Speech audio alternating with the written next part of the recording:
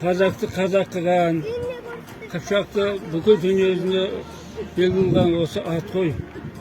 At yerдің kanatı, астында жүйрік atın болса, bir şıbab lepiredi ғой. Solday adamға бұл береді.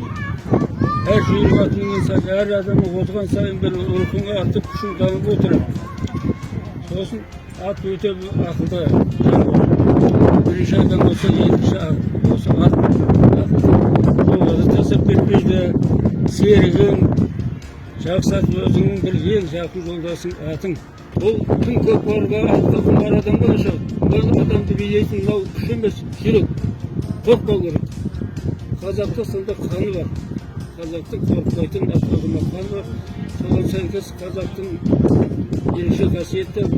Сізден қарап, ауыл бір ат алып келсе, осы қалдан ақсақалар көрсетеді. Аттың қалай екенін көрсетеді. Бірінші айтқанда сыншы. Аттың жағдайын қалай аттың қарап шығарып жаңағыдай қайсысы біреу ауып тұра ма соның бәрін келіп айтып жүреді.